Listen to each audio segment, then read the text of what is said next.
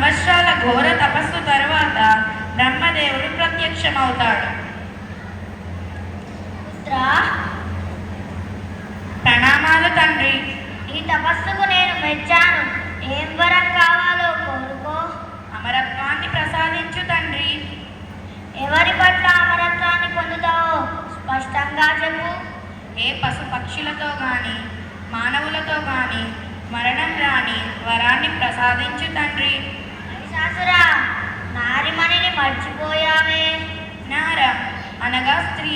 స్త్రీ అంటే అబల. ఒక అబలతో నాకు ఓటమ, అది అసాధ్యం.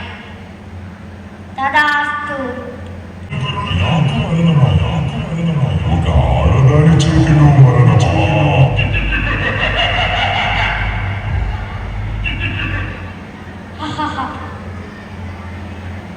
అంతటితో మహిషాసురుడు దేవతల రాజైన ఇంద్రునితో యుద్ధానికి బయలుదేరాడు.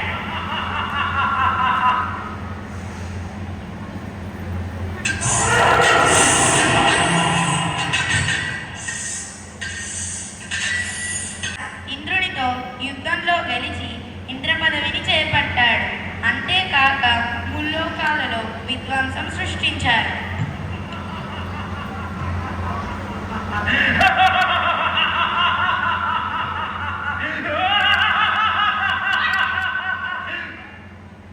ఇక దేవతల రాజైన ఇంద్రుడు ఏమీ చేయలేక త్రిమూర్తుల వద్దకు వెళ్ళి మొరపెట్టుకున్నాడు. ప్రణామాలు దేవా. రోజు రోజుకు మహిషాసురుని ఆగడాలు, కానీ అతనికి ఒక నారి వల్ల తప్ప ఎవరి వల్ల మరణం లేకుండా వరం ఇచ్చాను కదా. అంటే ఈ సమస్యకు పరిష్కారంగా ఒక స్త్రీని సృష్టించాలి. అదే సరైన మార్గం. ఇక ఈ సమస్యకు పరిష్కారంగా మీరు ఒక స్త్రీని సృష్టించాలని అనుకున్నారు.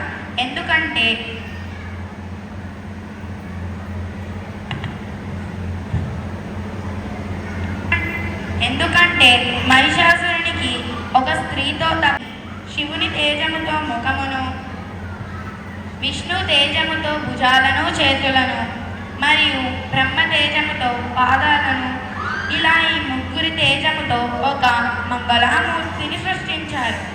ఆ మాతయే మన దుర్గామాత. విష్ణు చక్రాన్ని మరియు బ్రహ్మ కమండలాన్ని,